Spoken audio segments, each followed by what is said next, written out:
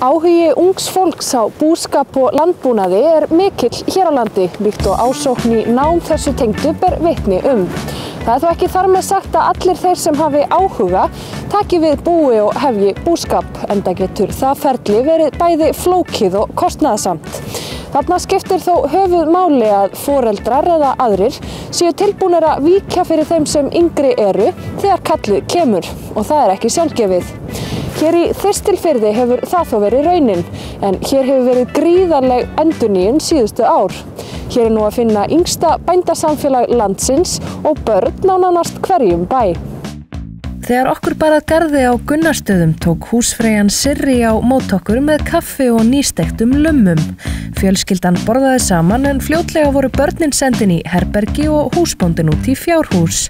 Þá var nefnilega komið að hinum árvissa viðburði Sherry og naglalökkun og í beinu framaldi var farið á stærstu skemmtun ársins hér slóðir, þorrablótið á Þórshöfn. En fyrst þurfti að leggja loka hönd á róustöppuna. Skál fyrir þorrablóti. Ljómandi gott. Milt og gott. Af hverju vill fólk búa í Þistilfirði? Ungt fólk. Af hverju ekki? Já. Ekki, þú veist, þetta ekki pínlítið svona lífsbaráttan mjög svipuð alls staðar? Og kannski hún hér bara svona pínu einfaldari? Það líka bara einhvern veginn, þú veist, þetta eru ættarætunar eða. Við erum fæddar upp aldar hérna á svæðinu. Það einhvern veginn bara, okkur langaði alltaf að flytja í sveit og vorum alveg farin að skoða annar staðar. En svo einhvern veginn það skapast tækifæri til að flytja heim aftur því ég var til þess aldrei orðin borgfirðingur, ég var samt búin að búa hér í 12 ár. Svo bara maður að taka við bara flottu búi. Já. Þú veist, mikil uppbygging, það eru góður húsakostir hérna, flott ræktun. Þú veist, góður fjárstofn sem að tekur við og auðvitað hefur það sitt að segja. Já. Auðvitað það svolítið góður punktur með sauðkindina út af því að eins og fyrir mig, ég ætla bara alveg upp við að sauðkindin lífið, þú veist, og allt sem að henni snýr, þú veist. Og af henni kemur. Og meina árið hjá manni, maður hugsar allt út frá því, maður nei, það bara sauðburð þá og þú veist, það gengur ekki og þú veist, við þurfum örugglega í sláturtíð, bara, þú veist, maður skipuleggur allt út frá því hvað að gerast á búinu og ég náttúrulega bara alveg upp við það og algjör svona rollu kelling þannig að þetta tókaði það rosalega mikið í mann líka þú veist, manni finnst eitthvað svo dásamlegt þetta sauðfjárbænda líf En það samt ólíkt eftir sveitum þá meðan að kannski aðra sveitir eru hreinlega að deyja út eða fara í eyði og það engin endurnýjun að þá rosalega endurnýjun hérna í Þistilfirði Af hverju vill ungt fólk taka hér við búi en ekki annars staðar? Við erum kannski bara svona samheldinn hópur í grunninn. Nei, ég veit það ekki. Við erum náttúrulega, má segja, ákveðin hópur bara úr sem gengur saman í grunnskóla. Já. Við erum komin öll hérna á bæina í kring, það hér á bæina í Þistilfirði. En svo þetta kannski líka bara spurningin aðstæður hérna því að eins og hér ekkert rosalega langt fyrir okkur að segja atvinnu. Og ég held að það erfitt í mörgum sveitum til dæmis að hafa aðgengi að vinnu. Aukavinnu með, Því að því miður þá nú bara sauðfjárbúskapurinn þannig að hann gefur ekkert allt of vel af sér. Nei. Það mjög fáir bæir þar sem að, þú veist, eru kannski hjón og bæði vinna á búinu. Það alltaf þannig að minnstakosti annað vinnur utan bús líka,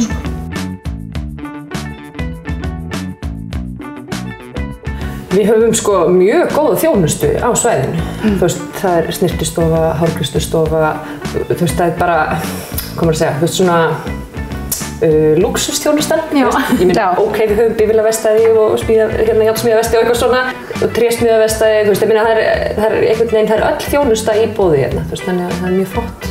Nema læknisþjónustan svona held ég það sem síst. Já, hún skiptir líka engu máli. Nei, segðu og svo náttúrulega bara þegar maður flytur á landsstjórn eins og hérna þá náttúrulega bara sem sagt, maður velur það, þetta val þetta ákveðin lífstíl sem maður að kjósa sér og þá líka setur maður sér kannski í þær stellingar að maður kannski gerir ekkert alveg sömu kröfur þjónustu.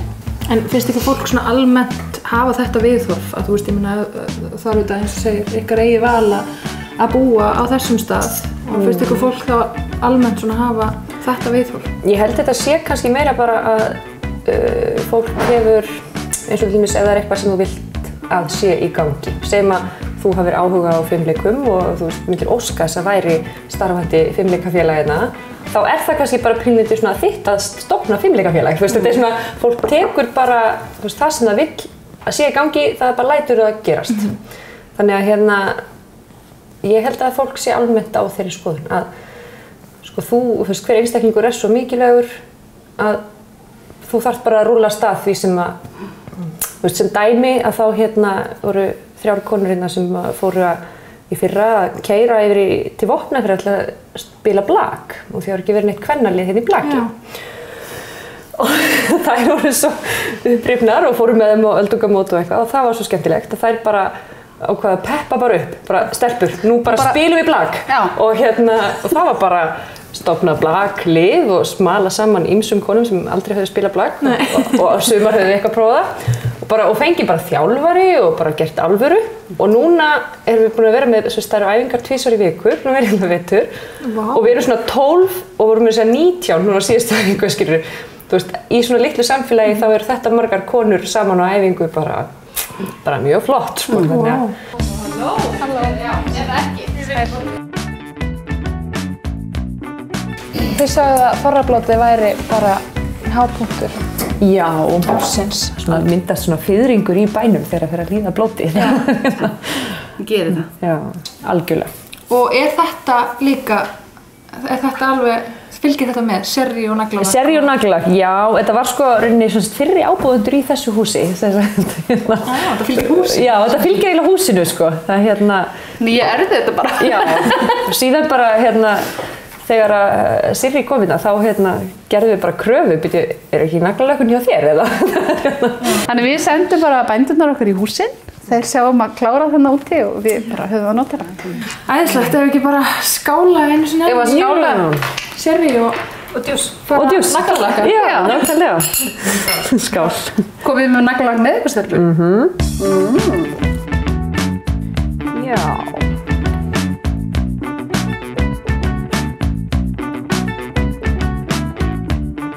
Það eru ungir bændur víðar en í Þistilfirði og nú eiga samtök ungra bænda orðið aðild að bændasamtökum Íslands.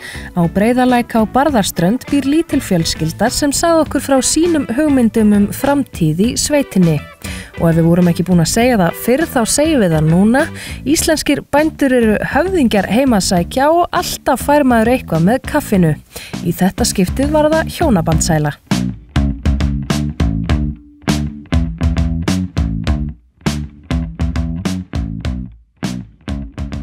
Já, ég held ég verið svona 8 ára gamall þegar ég ákvað að vera bóndi, sjómaður og smiður þegar ég er stór. Þannig að eftir grunnskólann fór ég í húsasmíðina og kláraði hana. Fór svo í pungaprófið og vélavarðanámið til að geta verið á sjó. Því hérna er stunduð svona smábátaútgerð sem heit búskapnum. Og eftir það fór ég á Hvanneyri og kláraði búfræðina. Þannig að þá var ég orðin þetta sem ég ætlaði að verða. Ég fór líka í búfræði en ég var kannski ekki alveg búin að ákveða þetta þegar ég var 8 ára. Ég er alveg upp í Borgarnesi og ég ætlaði svo sem krakki að vera bóndi en ég líka ætlaði að vera mjög margt þannig að það kannski ekki alveg að marka. Svo ákveðin samt að skella mér í búfræði svona eftir menntaskóla og ég hef nú alltaf verið mikið í sveit, pabbi minn er bóndi og amma og afi báðar ættir og svona, þannig ég var alltaf eitthvað í sveit sem krakki. Svo fór ég í búfræði og kynntist Kristjáni og við vorum nú ekkert byrjuð saman strax sko. Kristján bauð mér vinnu þarna eftir fyrsta árið og ég kom inn að vestur og ég ætlaði að vera á sjó og lokkaði mig til að vera sjókokk á alveg 6 metra löngum bát. Og ég var að mjólka og svo byrjuðum við bara saman og ég hef nú eiginlega verið hérna síðan. Nokkur ár. Svo tókum við búinu, tókum við reksturinn á búinu núna síðustu áramót. Hvað máli skiptir það að mennta sig í þessu áður en að maður hefur störf? Breytir það öllu eða hvað er eitthvað skoðun á því? Breytir kannski ekki öllu þannig. Jú, maður er svona miklu opnari fyrir að pröfa eitthvað, finnst mér allan þegar ég fór í þetta. Ég held að bara í þessu eins og öðru að sé allavega ekki til eins verra að mennta sig.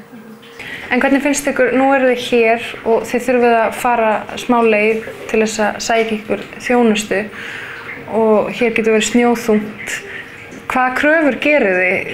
Hvernig sjáu þið svona framtíðina ykkar hér? Eru þið búin að ákveða að setjast hér að alveg? Ekkert alveg, nei. Bara svona. Það er einmitt svolítið erfitt út af því að bara, þetta er náttúrulega mjög fámennt samfélag og það er ekki leikskóli og grunnskólinn er bara að fara að hætta. Það eru 2 börn eftir á grunnskólaaldri.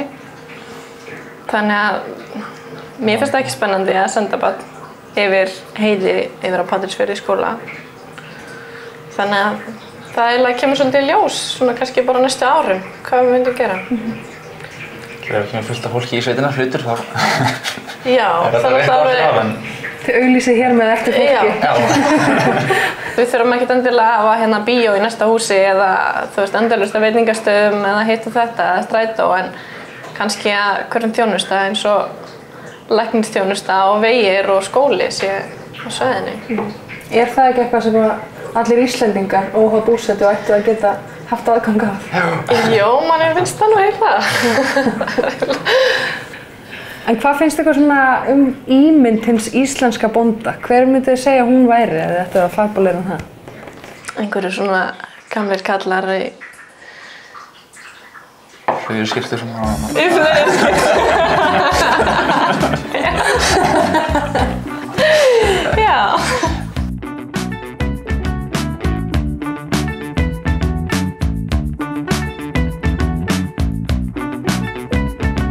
Það var ískalt úti, snjór og vindasamt þegar við fórum frá Gunnastöðum á Þorrablótið á Þórshöfn en móttökurnar voru hlýjar og mætingin góð.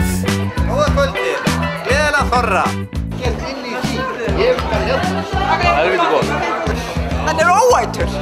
Svakalega góður.